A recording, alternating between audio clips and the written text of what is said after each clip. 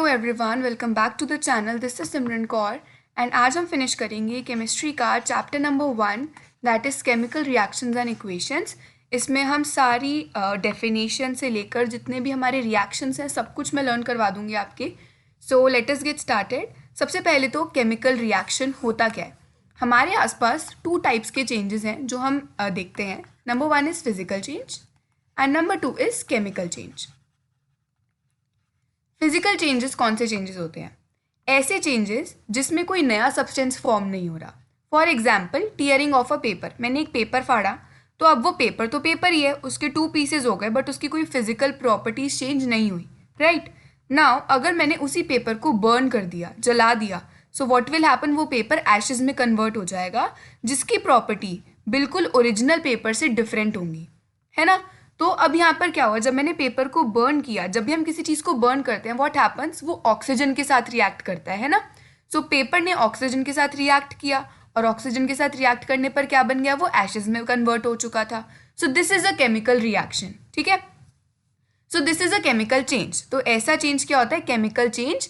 अब इसी को ही, जब केमिकल चेंज को ही हम देख रहे हैं कि एक नया सब्सटेंस फॉर्म हो रहा है, तो वहीं पर क्या आता है, वहीं पर एक केमिकल रिएक्शन आता है। So what is a chemical reaction? A chemical reaction is a change जिसमें एक या एक से ज़्यादा सब्सटेंस या रिएक्टेंट्स रिएक्ट करते हैं ताकि एक नया सब्सटेंस बन जाए विद एंटायरली डिफरेंट प्रॉपर्टीज़, यानी उस सब्सटेंस की जो प्रॉपर्टीज़ हैं वो बिल्कुल डिफरेंट होती हैं। तो जो चीज़ें, जो एटम, मॉलिक्यूल, आयन, जो भी चीज़ें रिएक्ट कर रही हैं, जो भी सब्सटेंस केमिकल रिएक्शन में उस केमिकल चेंज को फेस कर रहे हैं, लेट्स से पेपर यहाँ पर फेस कर रहा था ना उस केमिकल चेंज को, तो जो सब्सटेंस उस केमिकल रिएक्शन में केमिकल चेंज को फेस कर रहा है वो क्या होगा, रिएक्टेंट होगा। और जो न्यू स्पीशीज फॉर्म होती हैं उस रिएक्शन में उसको क्या कहते हैं, प्रोडक्ट। यानी वो जो ऐश थी, जो पेपर बर्न होने के बाद बनी थी, वो प्रोडक्ट था।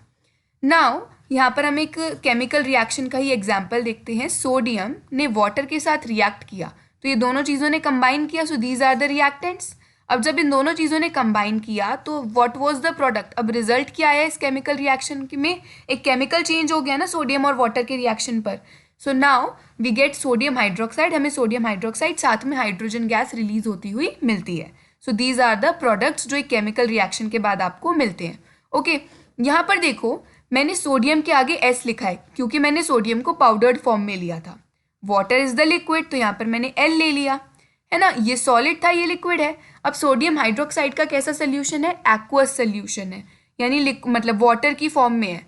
Next is hydrogen gas. ये हाइड्रोजन गैस जो है एनवायरमेंट में रिलीज हो जाएगी, तो इसलिए मैंने ये अपवर्ड एरो बना दिया, ठीक है। तो जब भी हम एक केमिकल रिएक्शन लिख रहे हैं तो उसे बेटर लिखने के लिए हमें यहाँ पर उसकी जैसे सॉलिड, लिक्विड या एक्वस, हमें उसकी फिजिकल स्टेट को भी मेंशन करना पड़ता है। ओके उसकी फिजिकल स्टेट मेंशन करो। फिर इसके बाद अब केमिकल इक्वेशन, ये जो केमिकल रिएक्शन है, what is the chemical reaction. Chemical reaction था कि सोडियम ने वाटर के साथ रिएक्ट किया सोडियम हाइड्रोक्साइड बनाने के लिए और हाइड्रोजन गैस को रिलीज करने के लिए। अब ये मैंने जो केमिकल रिएक्शन है इसे मैंने एक इक्वेशन की फॉर्म में ही तो लिखा है। तो a chemical equation is the symbolic representation of a chemical reaction, कि जब आप एक केमिकल रिएक्शन को सिंबल्स की फॉर्म में शो करते हो उसे हम केमिकल इक्वेशन कहते हैं। जैसे CH4+2O2, ये हमने वर्ड्स का यूज करा ना, सिंबल्स का यूज करा। CH4 methane. नाउ अब हम एक रिएक्शन देखते हैं, जैसे मिथेन और ऑक्सीजन जब रिएक्ट करते हैं तो कार्बन डाइऑक्साइड गैस और वाटर रिलीज होते हैं। सो ये रिएक्टेंट्स हैं और ये प्रोडक्ट्स हैं। ये जो इक्वेशन है इसको हम वर्ड इक्वेशन बोलेंगे क्योंकि मैंने यहाँ पर रिएक्टेंट्स के नाम लिखे और यहाँ पर प्रोडक्ट्स के नाम लिखे। बट अगर मैं इस मिथेन का सिंबल लिख दूँ, जैसे CH4 is the symbol of methane, oxygen का सिंबल लिख दूँ, कार्बन डाइऑक्साइड का सिंबल लिख दूँ, वाटर का सिंबल लिख दूँ, सो मैं शो तो केमिकल रिएक्शन ही कर रही हूँ, है ना। केमिकल रिएक्शन ही मैंने ये लिखा है, बट यहाँ पर मैंने सिंबल्स की फॉर्म में लिखा, तो ये तो वर्ड इक्वेशन बन गई थी। ये कौन सी इक्वेशन हो गई, ये आपकी केमिकल इक्वेशन हो गई। ओके केमिकल इक्वेशन में साथ साथ मैंने यहाँ पर क्या लिखा है, मिथेन एक गैस है तो G लिखा, oxygen is also a gas तो G लिखा, carbon dioxide is a gas तो G लिखा, वाटर लिक्विड फॉर्म में है तो L लिखा। तो आप जब केमिकल इक्वेशन लिखोगे तो आपको उसकी फिजिकल स्टेट को मेंशन करना ही है। ओके फिर इसके बाद अब एक केमिकल इक्वेशन, आपने ना 9th क्लास में पढ़ा था, एक लॉ पढ़ा था जो कि एंटोइन एल लेवॉइसर ने दिया था, that mass can neither be created nor be destroyed in a chemical reaction, कि किसी भी केमिकल रिएक्शन में ना ही हम मास को क्रिएट कर सकते ना ही हम डिस्ट्रॉय कर सकते। अगर सपोज आपका कोई केमिकल रिएक्शन है, सपोज आपने हाइड्रोजन और ऑक्सीजन को रिएक्ट करवाया, ठीक है, हाइड्रोजन और ऑक्सीजन को आपने रिएक्ट करवाया ताकि वाटर बन सके, तो अब यहाँ पर जितने हाइड्रोजन के एटम्स और मॉलिक्यूल्स होंगे और जितने ऑक्सीजन के होंगे, प्रोडक्ट वाली साइड पर भी उतने ही होने चाहिए, ठीक है। सो अगर एक केमिकल रिएक्शन में रिएक्टेंट्स वाली साइड में सोडियम के 3 मॉलिक्यूल्स हैं, तो प्रोडक्ट वाली साइड में भी सोडियम के 3 मॉलिक्यूल्स होने ही चाहिए। इसी को ही हम एक बैलेंस केमिकल इक्वेशन कहते हैं, जिसमें टोटल नंबर ऑफ एटम्स हर एक एलिमेंट के इक्वल होते हैं, दोनों तरफ, इक्वेशन के दोनों तरफ जो नंबर ऑफ एटम्स होंगे वो इक्वल होंगे हर एक एलिमेंट के। अब यानी कि हमें इसे बैलेंस करना पड़ता है इक्वेशन को, हर एक इक्वेशन को। अब आप एक इक्वेशन देखो, यहाँ पर है सोडियम प्लस वाटर, जिससे सोडियम हाइड्रोक्साइड और हाइड्रोजन गैस आपको मिल रही है, ओके। अब सोडियम के यहाँ पर रिएक्टेंट्स वाली साइड में सोडियम के कितने एटम्स हैं? सोडियम एलिमेंट का सिर्फ 1 एटम है, हाइड्रोजन 2 है और ऑक्सीजन 1 है। प्रोडक्ट वाली साइड में देखें तो सोडियम के इधर भी 1, सोडियम तो बैलेंस्ड है। हाइड्रोजन के कितने हैं? 1 2 3, हाइड्रोजन बैलेंस नहीं है और ऑक्सीजन के भी 1। अब हमें इसे बैलेंस करना पड़ेगा, बट जो इक्वेशन बैलेंस नहीं होती उस इक्वेशन को हम बोलते हैं स्केलेटल केमिकल इक्वेशन। जो इक्वेशन बैलेंस नहीं है उस इक्वेशन को क्या बोलेंगे हम? Skeletal chemical equation. अब इसे बैलेंस कैसे करते हैं?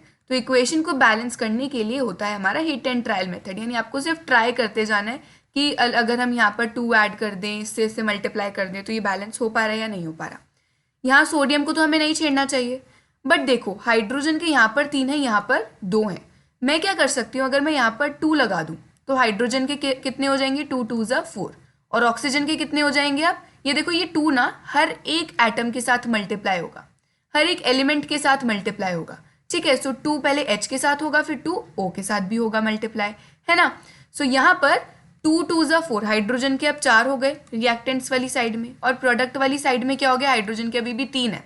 तो मैं क्या कर सकती हूँ? 2 इधर लगा देती हूँ, तो अब सोडियम के 2, ऑक्सीजन के 2 और हाइड्रोजन के 2, क्योंकि यहाँ पर 1 ही होगा अगर 2 नहीं है, तो 2 1 ज़ा 2। सो अब हाइड्रोजन के 2 हो गए। अब यहाँ टोटल हाइड्रोजन के कितने प्रोडक्ट वाली साइड में? 2 + 2 4, तो ये क्लियर। अब सोडियम के इधर 2 हैं तो इधर भी 2 कर दो ताकि सोडियम भी बैलेंस आउट हो जाए। सो यहाँ पर 2 और यहाँ पर भी 2। अब ऑक्सीजन पर आते हैं, ऑक्सीजन के 2 यहाँ पर हैं, 2 यहाँ पर हैं, सो 2 और 2 बैलेंस हो गई equation. So this is the balanced equation. हम सिर्फ ट्राई करते चले गए और इक्वेशन बैलेंस हो गई। फिर इसके बाद हमारे पास एक और इक्वेशन है जिसको हमें बैलेंस करना है। Fe मीन्स आयरन होता है, H2O मीन्स वाटर। रिजल्ट में क्या आया? Fe3O4 + H2 hydrogen gas. अब आयरन के यहाँ पर 3 है तो यहाँ पर भी 3 से मल्टीप्लाई कर दो, है ना। नीचे कुछ ऐड नहीं करना, आपने ऊपर ही ऐड करना है। सो आपने 3 लगा दिया। अब इसके बाद हाइड्रोजन के 2 हैं, इधर भी 2 हैं, कोई दिक्कत नहीं। बट ऑक्सीजन के 4 है, यहाँ पर 1 है, तो हम क्या कर सकते हैं? यहाँ पर 4 से मल्टीप्लाई कर दो, तो ऑक्सीजन के भी 4 हो गए। पर हाइड्रोजन के अब कितने हो गए? 4 2 ज़ा 8, यहाँ पर कितने हैं? 2, सो इधर भी 4 लगा दिया, 4 2 ज़ा 8। सो ये हो गई इक्वेशन बैलेंस्ड। ये स्केलेटल इक्वेशन थी और ये बैलेंस्ड इक्वेशन है। अब हम आते हैं टाइप्स ऑफ केमिकल रिएक्शंस पर। So there are 5 types of chemical reaction, एक एक करके हम इन्हें समझते हैं। सबसे पहला आता है हमारे पास कॉम्बिनेशन रिएक्शन। ऐसा रिएक्शन जिसमें 1 या 2 से ज़्यादा चीज़ें कंबाइन होती हैं। तो रिएक्टेंट्स वाली साइड में तो बहुत सारे सब्सटेंसेज हो सकते हैं, बट जब ये चीज़ें कंबाइन हो रही हैं सो प्रोडक्ट सिर्फ एक ही आ रहा है, that is the combination reaction. So a reaction in which 2 और more reactants combine to form a single product. जब 2 या 2 से ज़्यादा रिएक्टेंट्स कंबाइन होते हैं एक सिंगल प्रोडक्ट बनाने के लिए, इसे कहा जाता है कॉम्बिनेशन रिएक्शन। अब जैसे मैंने आपको बताया था पेपर और ऑक्सीजन बर्न हुए, है ना, तो पेपर बर्न हुआ ऑक्सीजन की हेल्प से तो एशेज आ गई, so that was a combination reaction. इसका एग्जांपल और क्या ले सकते हैं? हाइड्रोजन प्लस ऑक्सीजन, ये दोनों मिलकर वाटर बनाते हैं। सो एक कॉम्बिनेशन रिएक्शन है, 2 या 2 से ज़्यादा चीज़ों ने कंबाइन किया to form a single product. But इसे अब हम बैलेंस करेंगे ना, क्योंकि ये तो स्केलेटल इक्वेशन है। हाइड्रोजन के तो 2 हैं, बट ऑक्सीजन के 2 यहाँ पर है, 1 यहाँ पर है। मैं 2 से मल्टीप्लाई कर देती हूँ पूरी इक्वेशन को, तो ऑक्सीजन के 2 तो हो गए, बट हाइड्रोजन के कितने हो गए अब यहाँ पर? 2 2 ज़ा 4, तो अब इधर भी 2 लगा देंगे। सो हाइड्रोजन के 4 यहाँ पर बैलेंस हो गए। So this was the combination reaction. एक और एग्जाम्पल है जो आपका बुक में दिया हुआ है इधर, और ये बहुत इंपॉर्टेंट है, आपको ये याद रखना है। देखो, इन्होंने बोला है कि कैल्शियम ऑक्साइड को क्या बोला जाता है? क्विकलाइन। रिएक्ट करता है वाटर के साथ ठीक है। H2O वाटर के साथ ही रिएक्ट करता है टू फॉर्म कैल्शियम हाइड्रोक्साइड, और कैल्शियम हाइड्रोक्साइड का नेम क्या होता है, स्लेक्ड लाइम। तो यहाँ पर क्या देखा हमने कि दो या दो से ज़्यादा दो रिएक्टेंट्स थे और इन्होंने रिएक्ट करके एक सिंगल प्रोडक्ट बना दिया। ओके, और इस रिएक्शन में ना बहुत सारी हीट भी रिलीज होती है। जैसे ये इन दोनों को रिएक्ट करवाने के बाद स्लेक्ड लाइम तो बनता है, बट टेम्परेचर बहुत बढ़ जाता है, हीट रिलीज होती है। तो ऐसे रिएक्शन जिसमें बहुत ज़्यादा हीट रिलीज होती है इसे एक्सोथर्मिक रिएक्शन बोलते हैं, जो कि हम आगे पढ़ेंगे टाइप्स ऑफ केमिकल रिएक्शंस में। ठीक है, सो ये जो रिएक्शन था ये क्या था, quick lime reacted with water to form slaked lime and heat was release. But यहाँ पर प्रोडक्ट तो एक ही आया ना, तो ये कैसा रिएक्शन था, कॉम्बिनेशन रिएक्शन का एग्जाम्पल था। फिर हम देखते हैं अब ना यहाँ पर एक इंपॉर्टेंट चीज़ है जो कि आपके सेकेंड चैप्टर में भी है, सो ध्यान से समझना। जब इस स्लेक्ड लाइम को, पहली बात तो ये स्लेक्ड लाइम किस चीज़ में यूज़ होता है, so use of slaked lime is to whitewash the walls, दीवारें वाइट वॉश करते हैं ना, सो वाइट वॉशिंग में इस स्लेक्ड लाइम का यूज़ किया जाता है। ठीक है, कुछ दिन तक क्या होता है, अब हमने दीवारों पर ये स्लेक्ड लाइम तो यूज़ कर लिया, अब होगा क्या, कुछ टाइम बाद ये रहेगा तो एटमॉस्फेयर में ही, तो वो जो दीवार है वो कार्बन डाइऑक्साइड के कांटेक्ट में आती है। कार्बन डाइऑक्साइड के कांटेक्ट में आने पर ये जो स्लेक्ड लाइम है ये कन्वर्ट हो जाता है कैल्शियम कार्बोनेट में, CaCO3, जो कि एक सॉलिड सा प्रेसिपिटेट होता है।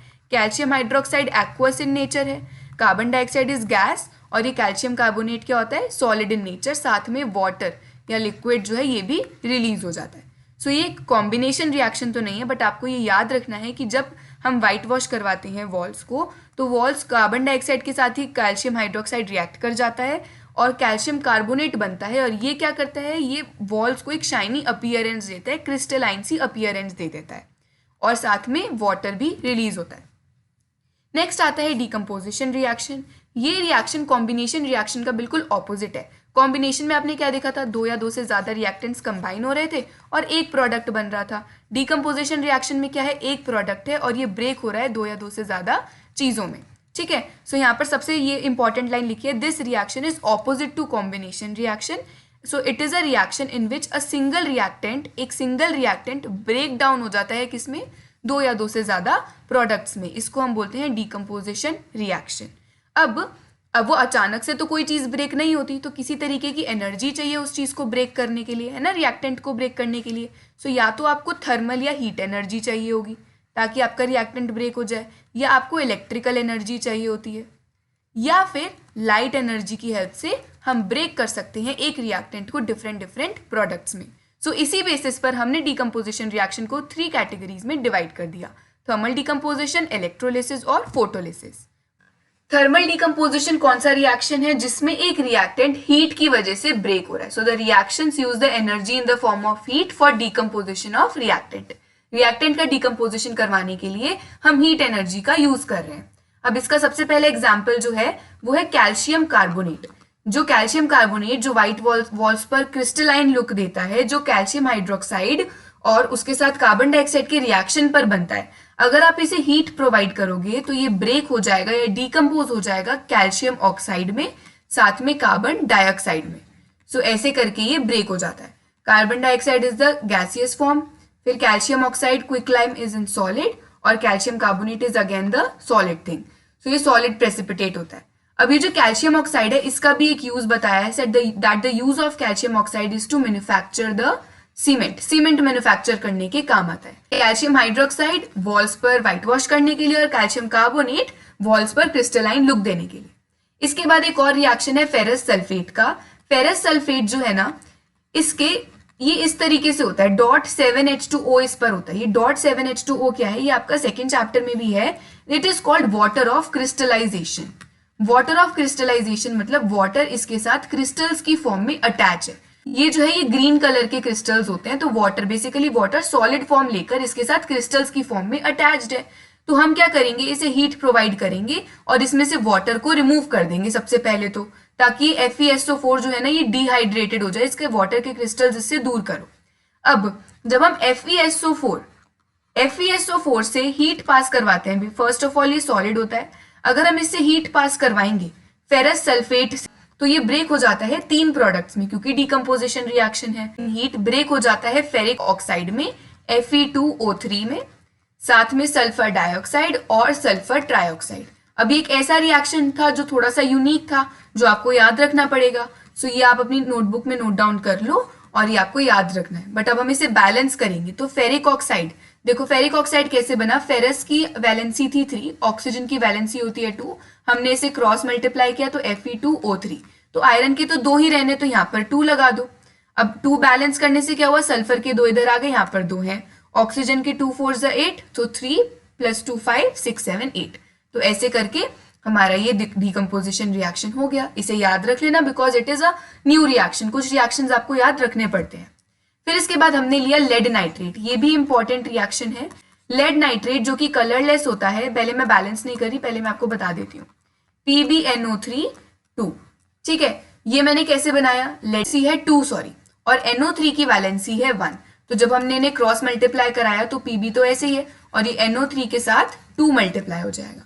ओके, अब PbNO3 इसको जब मैंने हीट प्रोवाइड करी, PbNO3 lead nitrate is colourless in nature, तो ये ब्रेक हो जाएगा लेड ऑक्साइड में, नाइट्रोजन डाइऑक्साइड में और ऑक्सीजन में। तो lead oxide plus nitrogen dioxide और ऑक्सीजन। ये लेड ऑक्साइड को PbO कैसे बनाया मैंने, लेड की वैलेंसी 2, ऑक्सीजन की वैलेंसी भी 2, क्रॉस मल्टीप्लाई कराने पर Pb2O2। अब ये 2 2 दोनों तरफ सेम है तो हम सिंपल PbO भी लिख सकते हैं। अब ये लेड ऑक्साइड का कलर कौन सा होता है, येलो, ये आपसे पूछा जा सकता है 1 मार्क का क्वेश्चन में। अब नाइट्रोजन डाइऑक्साइड, इसके ब्राउन कलर के फ्यूम्स होते हैं जो कि एनवायरमेंट में रिलीज हो जाते हैं। तो ये भी एक गैस है और ऑक्सीजन भी एक गैस है, ठीक है। और ये lead nitrate was solid in nature. अब हमें इसे बैलेंस करना है, ठीक है। देखो ऑक्सीजन के यहाँ पर कितने हैं 2 और इधर भी 2, यहाँ पर ऑक्सीजन के कितने हैं 3 2 6, तो अब हमें 2 और चाहिए। सो मैं क्या कर सकती हूँ, मैं इधर 2 लगा देती हूँ, तो 2 हो जाएंगे ऑक्सीजन के, 2 3 4 5 6, ऑक्सीजन बैलेंस हो गई। नाइट्रोजन के यहाँ पर कितने हैं 2, अभी तो 2 ही है नाइट्रोजन के। और फिर इसके बाद देखो यहाँ लेड के 2 हो चुके हैं ना, तो मैं इधर 2 से मल्टीप्लाई कर देती हूँ ताकि लेड के 2 हो जाए। पर 2 मल्टीप्लाई करने पर नाइट्रोजन के कितने हो गए, 2 ये थे 2 ये थे, 2 2 4, तो अब इधर अगर हम 4 लगा दे तो बैलेंस हो गया Nb। अब ऑक्सीजन के कितने यहाँ पर 3 2 6 6 2 12, और यहाँ पर देखो ऑक्सीजन के कितने हैं 2 4 2 8 9 10 11 12। सो ये बैलेंस हो गई इक्वेशन। तो मैंने यहाँ पर आपको बैलेंस करना भी इसे सिखा दिया। अब हम आते हैं इलेक्ट्रोलिसिस, यानी जब इलेक्ट्रिकल एनर्जी की वजह से डिकम्पोजिशन होता है रिएक्टेंट का तो उसे इलेक्ट्रोलिसिस कहते हैं। जैसे वाटर से जब हम इलेक्ट्रिक करंट को पास करवाते हैं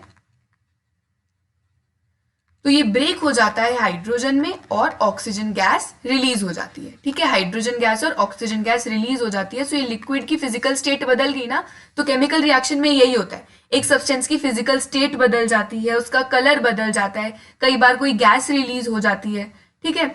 सो ये आपको बहुत सारी ऐसी चीजें जो एक केमिकल रिएक्शन के साथ अकम्पनी होती है। अब इसे हम बैलेंस करेंगे, यहाँ हाइड्रोजन के 2 इधर भी 2, ऑक्सीजन के यहाँ 2 है यहाँ 1 है, तो 2 से मल्टीप्लाई कर दो और इधर भी 2 से मल्टीप्लाई कर दो। Now this equation is balanced. अब मेरे पास सोडियम क्लोराइड है जो जिसे हम सॉल्ट भी बोलते हैं, बट इसको हमने लिक्विड या मॉल्टन स्टेट में लिया, तो मॉल्टन सोडियम क्लोराइड, क्योंकि वैसे तो ये सॉल्ट होता है। जब हमने इससे इलेक्ट्रिक करंट को पास करवाया तो ये सोडियम और क्लोरीन में ब्रेक हो चुका था। क्लोरीन एक गैस होती है, जैसे ऑक्सीजन गैस है ना, हम O2 लिखते हैं, वैसे ही chlorine is also a gas. तो अब हमें इधर भी 2 लगाना पड़ेगा। अब ये 2 सोडियम के साथ भी मल्टीप्लाई होगा तो हम 2 इधर भी लगा देंगे।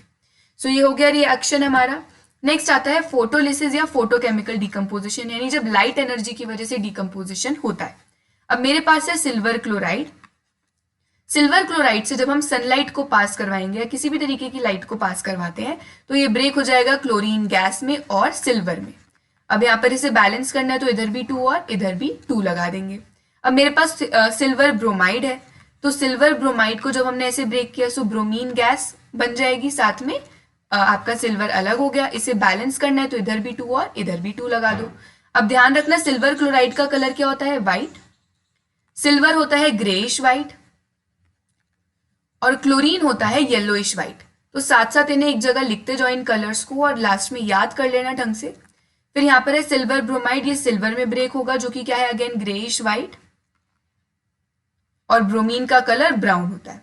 ओके, अब ये जो जब हम किसी भी सिल्वर हैलाइड या सिल्वर के किसी भी कॉम्बिनेशन का, सिल्वर के किसी भी कंपाउंड को जब हम डिकम्पोजिशन करवाते हैं तो ये यूज होता है ब्लैक और व्हाइट फोटोग्राफी में, ठीक है।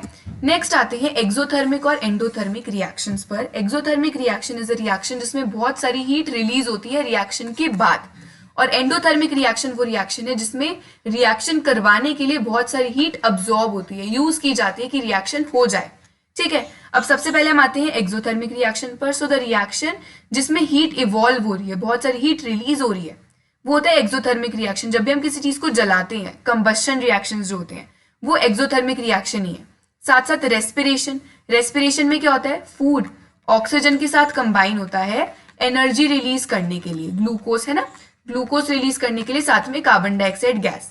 तो बेसिकली फूड जो है, जब हम इसको ऑक्सीजन के साथ रिएक्ट करवा रहे हैं, किसी भी चीज को ऑक्सीजन के साथ रिएक्ट करवा रहे हो, ये एक्सोथर्मिक प्रोसेस ही होता है। साथ में जैसे वेजिटेबल है, जो हम उसे कंपोस्ट में कन्वर्ट कर देते हैं ना, डिकम्पोज करवाते हैं, जो भी हमारे फार्मर्स होते हैं वो मेन्योर को डिकम्पोज करवाते हैं। तो उसको डिकम्पोज करवाते वक्त क्या होता है, बहुत सारे एनिमल्स उसको ब्रेक करते हैं, है ना, उस मिनरल्स को ब्रेक करते हैं।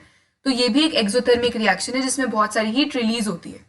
एक्सोथर्मिक रिएक्शन का एक और एग्जांपल, कैल्शियम ऑक्साइड को जब हमने वाटर के साथ रिएक्ट करवाया था तो स्लेग्डलाइन बन गया था कैल्शियम हाइड्रोक्साइड, और बहुत सारी हीट रिलीज हो चुकी थी। ये रिएक्शन मैं बहुत बार लिख चुकी हूँ क्योंकि ये बहुत इंपॉर्टेंट है, केस बेस्ड में और भी बहुत जगह आ जाता है। फिर हम और कंबशन और एक्सोथर्मिक रिएक्शंस देखते हैं जिसमें हीट रिलीज होती है। सो हमने देखा मीथेन और ऑक्सीजन को रिएक्ट करवा के तो कार्बन डाइऑक्साइड और वाटर यानी H2O और हीट रिलीज होती है। सो ये भी एक एक्सोथर्मिक रिएक्शन था। इसे बैलेंस करवाना है, यहाँ हाइड्रोजन के 4 है तो इधर भी 2 से मल्टीप्लाई कर दो, हाइड्रोजन के 4 हो गए। यहाँ ऑक्सीजन के 2, 2 4, यहाँ पर 2 ही है तो इधर भी 2 लगा दो। सो हो गई ये इक्वेशन बैलेंस। ऐसे ही मैग्नीशियम को जब हम बर्न करते हैं, so magnesium plus oxygen, magnesium oxide plus heat, किसी भी चीज को जब आप बर्न करोगे तो वो ऑक्सीजन के साथ ही रिएक्ट करती है। फिर इसके बाद नेक्स्ट आते हैं एंडोथर्मिक रिएक्शन, एक ऐसा रिएक्शन जिसमें रिएक्शन करवाने के लिए बहुत सारी हीट अब्सॉर्ब हो जाती है।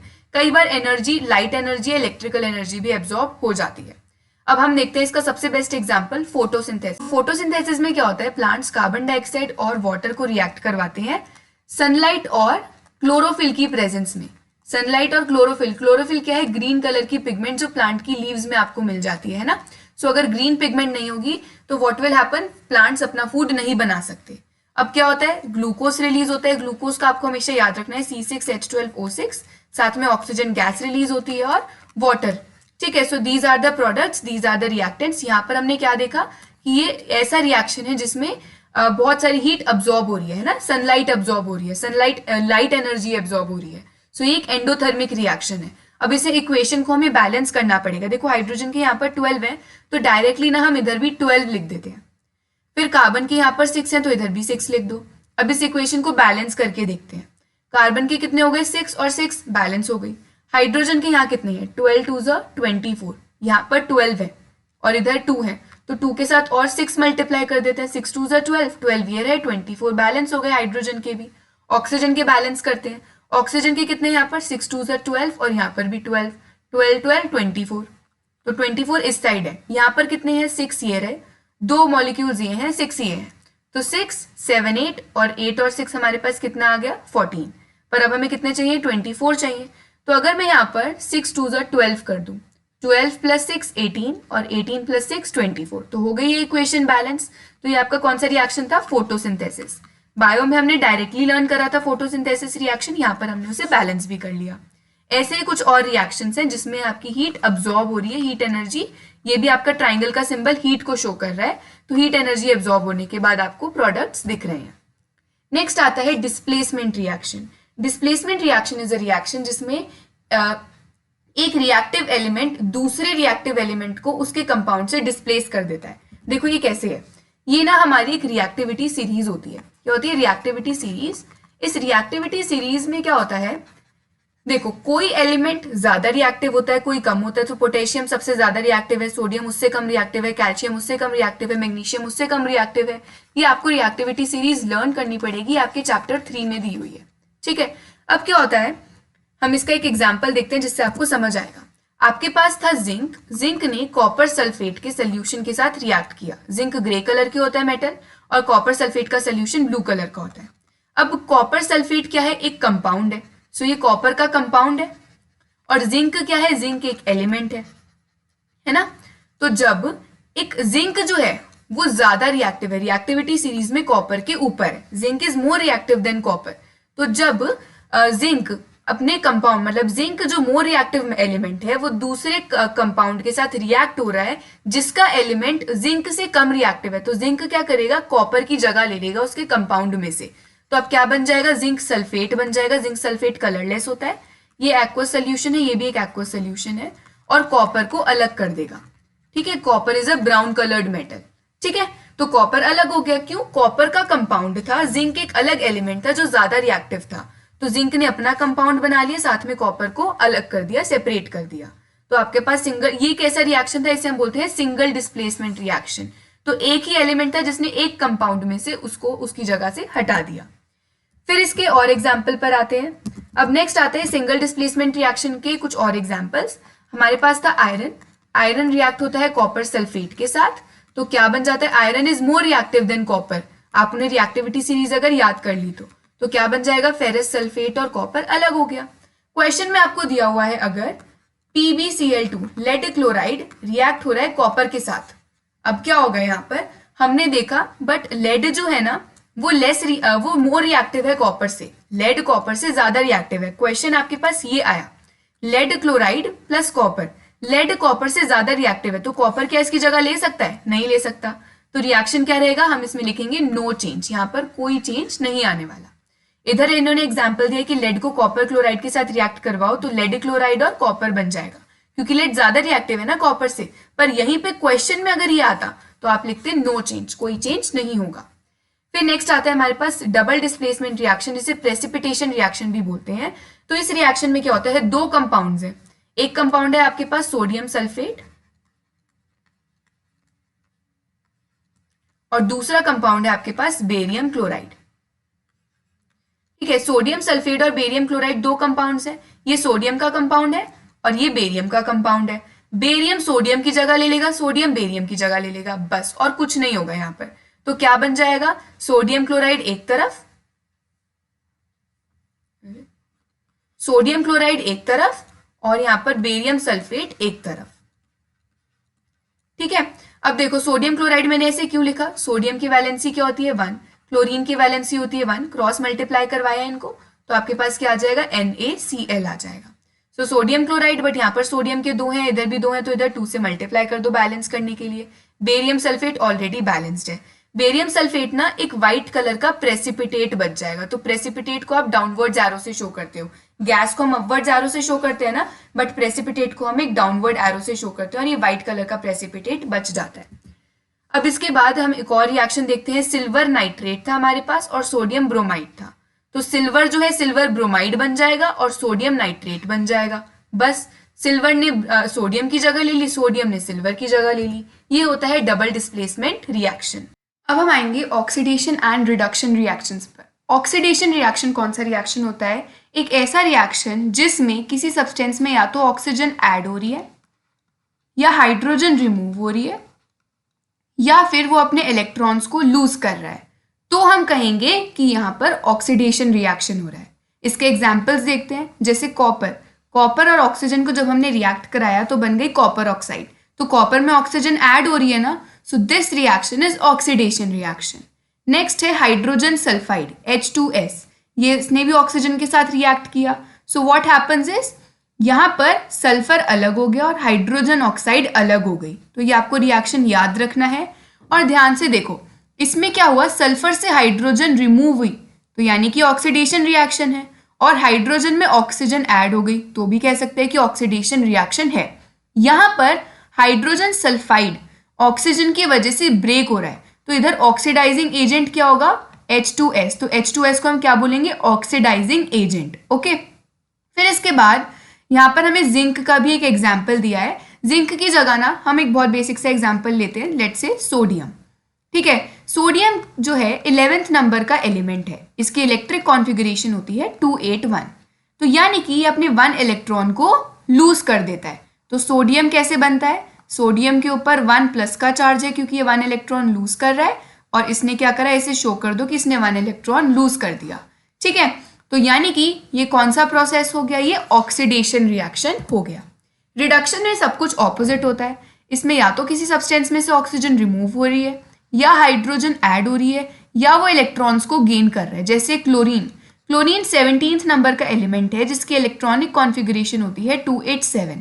तो अपना ऑक्टेट कंप्लीट करने के लिए ये 1 इलेक्ट्रॉन गेन कर लेता है। ठीक है, तो ये 1 इलेक्ट्रॉन गेन कर रहा है। अब यानी कि हम क्लोरीन को कैसे लिख सकते हैं, क्लोरीन के ऊपर 1 माइनस का चार्ज होता है। ठीक है, क्योंकि ये 1 इलेक्ट्रॉन गेन कर रहा है, इसने 1 इलेक्ट्रॉन गेन किया और ऐसे करके आपका क्लोरीन बन गया। फिर इसके बाद हम एक और एग्जाम्पल देखते हैं, जैसे पोटेशियम क्लोरेट हमारे पास है। जब हमने इसको हीट प्रोवाइड करी और डिकम्पोजिशन रिएक्शन करवाया तो ये पोटेशियम क्लोराइड और ऑक्सीजन में ब्रेक हो गया, तो ऑक्सीजन अलग हो गई ना यहाँ पर, तो ये क्या हो गया, रिडक्शन रिएक्शन। सोडियम में हाइड्रोजन को ऐड कराया तो बन गया सोडियम हाइड्राइड, तो हाइड्रोजन ऐड हो रही है, तो ये कैसा है, रिएक्शन है, रिडक्शन रिएक्शन है। अब ऑक्सीडाइजिंग एजेंट और रिडक्शन एजेंट क्या होता है, ऐसा सब्सटेंस जो कि दूसरे सब्सटेंस में ऑक्सीडेशन होने में हेल्प कर रहा है वो ऑक्सीडाइजिंग एजेंट होता है, और ऐसा सब्सटेंस जो रिडक्शन रिएक्शन को सपोर्ट करता है वो रिड्यूसिंग एजेंट है, जो कि मैंने अभी पीछे बता दिया। नेक्स्ट आते हैं रीडॉक्स रिएक्शंस पर। ऐसे रिएक्शंस जहाँ पर ऑक्सीडेशन और रिडक्शन ये साइमल्टेनियसली दोनों चीज़ें साथ साथ हो रही हैं, ऐसे रिएक्शंस को रिडॉक्स रिएक्शन कहते हैं। जैसे कि कॉपर ऑक्साइड को हाइड्रोजन के साथ रिएक्ट करवाया, ठीक है, और ये एक एंडोथर्मिक रिएक्शन था, तो हीट भी पास करवाई। आप ये ट्राइंगल भी बना सकते हो हीट को शो करने के लिए। तो होगा क्या, कॉपर अलग हो जाएगा और हाइड्रोजन के साथ ऑक्सीजन मिल जाएगी। देखो यहाँ पर ऑक्सीजन कॉपर से अलग हो गई, तो ये कैसा रिएक्शन था, ऑक्सीजन जब रिमूव हो रही है तो ये रिडक्शन रिएक्शन हो गया, है ना। और हाइड्रोजन में ऑक्सीजन ऐड हो गई, तो ये कैसा रिएक्शन है, ऑक्सीडेशन रिएक्शन है। तो जब दोनों चीजें साथ साथ हो रही होती हैं तो इसको हम बोलते हैं रीडॉक्स रिएक्शन। ठीक है, इसका एक और रिएक्शन है जो कि बहुत इंपॉर्टेंट है और लास्ट टाइम एग्जाम में पूछा भी गया था। हमारे पास है मैंगनीज ऑक्साइड और साथ में हाइड्रोक्लोरिक एसिड। जब हम इन दोनों को रिएक्ट करवाते हैं ना तो मैंगनीज क्लोराइड, क्लोरीन एक गैस है तो Cl2 बनता है, साथ में क्लोरीन गैस अलग से रिलीज होती है और वाटर भी रिलीज होता है। ये रिएक्शन थोड़ा सा अलग है ना, तो इसे याद रखना पड़ेगा आपको। अब हम इसे बैलेंस करते तो क्लोरीन के 4 है ना यहाँ पर, तो इधर 4 लगा दो। हाइड्रोजन को इधर से 2 से मल्टीप्लाई करो, 2 2 ज़ा 4, इधर भी 4। ऑक्सीजन के इधर 2, इधर भी 2। मैंगनीज के 1 1, तो ये बैलेंस हो गई। अब यहाँ देखो, मैंगनीज ऑक्साइड में से ऑक्सीजन रिमूव हो गई और ये मैंगनीज क्लोराइड बन गई, है ना। तो यहाँ पर कैसा रिएक्शन है, ये रिडक्शन रिएक्शन हो गया। फिर इसके बाद हाइड्रोक्लोरिक एसिड था, तो हाइड्रोजन के साथ पहले क्लोरीन था, अब हाइड्रोजन के साथ ऑक्सीजन आ गई, so this is oxidation reaction. तो दोनों रिएक्शन साथ साथ हो रहे हैं, so it is a redox reaction. अब ऑक्सीडेशन रिएक्शन जो आपने पढ़ा उसी के ही कुछ इफेक्ट्स हैं जो हम देखेंगे। सबसे पहले हम आते हैं एक फिनोमिना पर जिसका नाम है कोरोजन। तो कोरोजन ना मेटल्स में होता है। ओके, मेटल्स तो हम सबको पता है क्या है। तो मेटल्स में एक फिनोमिना होता है उनके सरफेस के ऊपर, यानी अगर आप मेटल्स को खुला छोड़ देते हो तो एयर, वाटर और जो भी एटमॉस्फेयर में केमिकल्स प्रेजेंट होते हैं, एयर, वाटर वेपर होता है ना एटमॉस्फेयर में, तो वाटर वेपर, एयर और केमिकल्स जो एटमॉस्फेयर में प्रेजेंट हैं उनकी वजह से क्या होता है, धीरे धीरे वो मेटल जो है अपनी प्रॉपर्टीज खो देता है, अपनी फिजिकल प्रॉपर्टीज खोना शुरू कर देता है। ठीक है, तो इस प्रोसेस को कहते हैं कोरोजन। जैसे आयरन पर जंग लग जाती है, सो आयरन आर्टिकल्स शाइनी होते हैं जब नए होते हैं, धीरे धीरे करके उनके ऊपर रेडिश ब्राउन पाउडर आ जाता है। ये जो प्रोसेस होता है आयरन में जब कोरोजन हो जाता है तो उसे हम कहते हैं रस्टिंग। ऐसे ही सिल्वर में tarnishing of silver, black colour की कोटिंग आ जाती है। ऐसे ही कॉपर के ऊपर ग्रीन कलर की कोटिंग आ जाती है। और ये किसकी वजह से होता है, जो एयर में ऑक्सीजन प्रेजेंट है ना हमारे एटमॉस्फेयर में, और केमिकल्स और इवन वाटर, ये तीनों चीज़ें जब साथ रिएक्ट करती हैं तो कोरोजन हो जाता है। कोरोजन से क्या क्या होता है, कार बॉडीज, ब्रिजेस, जो भी आयरन से बनी हुई चीज़ें हैं, रेलिंग शिप्स, ये सारे ऑब्जेक्ट्स जो हैं ये वेस्ट चले जाते हैं, डैमेज हो जाते हैं। और ये एक वेस्टफुल प्रोसेस है और हर साल टन्स ऑफ मेटल्स जो हैं वो वेस्ट हो जाते हैं हमारी कंट्री में और वेस्ट जनरेट होता है। अब हम अगर उस मेटल के ऊपर पेंटिंग या गैल्वेनाइजिंग, जिंक की कोटिंग लगा दें, इलेक्ट्रोप्लेटिंग, ऐसे कुछ मेथड्स का यूज़ करके कोरोजन को रोक सकते हैं। ये आपका 3rd चैप्टर में है और डिटेल में। नेक्स्ट आता है रैंसिडिटी। रैंसिडिटी एक ऐसा प्रोसेस है जिसमें आपका जो फूड है, आपके फूड में ऑयल्स भी होते हैं और फैट्स भी होते हैं, तो ऑक्सीडेशन हो जाती है, यानी कि ये ऑयल और फैट ऑक्सीजन के साथ रिएक्ट कर जाते हैं। अगर आप फूड को खुला छोड़ दोगे तो क्या होता है, ऑयल और फैट जो फूड में प्रेजेंट होते हैं ये दोनों चीज़ें ऑक्सीजन के साथ रिएक्ट कर जाती हैं, तो ऑक्सीडेशन हो जाती है स्लोली ऑयल और फैट की। और इससे क्या होता है, मतलब इससे धीरे धीरे करके उस फूड का स्मेल और टेस्ट चेंज हो जाता है। अब रैंसिडिटी से बचने के क्या क्या मेजर्स हैं, आप फूड को एयर टाइट कंटेनर्स में यानी बंद करके रखो, वरना वो सिल जाते हैं ना। बेसिकली उन्होंने अपनी प्रॉपर्टीज़ खो दी, उन्होंने उनका ऑयल और फैट ऑक्सीजन के साथ रिएक्ट कर गया। इवन चिप्स वगैरह के पैकेट्स में नाइट्रोजन गैस डाली जाती है, एयर नहीं डालते क्योंकि एयर में ऑक्सीजन प्रेजेंट है। फिर फूड को प्रॉपरली फ्रिज में रखो, कुक्ड फूड को, ताकि टेम्परेचर कम हो तो ऑक्सीजन ज़्यादा आ ना पाए और फूड की प्रॉपर्टीज़ एस्केप ना हो पाए। फिर इसके बाद आप कुक्ड फूड को डायरेक्टली सनलाइट में भी मत रखो, क्योंकि सनलाइट में वो इजीली ब्रेक हो जाएगा, ऑक्सीडेशन इजीली हो जाता है। फिर आप एंटीऑक्सीडेंट्स, ऐसे सब्सटेंस जो ऑक्सीजन के बिल्कुल उल्टे होते हैं, एंटीऑक्सीडेंट जैसे बुटिलेटेड हाइड्रोक्सी एनिसोल और बुटिलेटेड हाइड्रोक्सी टोलुइन, ऐसे BHT और BHA एंटीऑक्सीडेंट्स को डाल सकते हो। सो ये चैप्टर हमारा फिनिश हो चुका है। I hope you like this video. Do share this with your friends and subscribe to my channel. Thank you so much.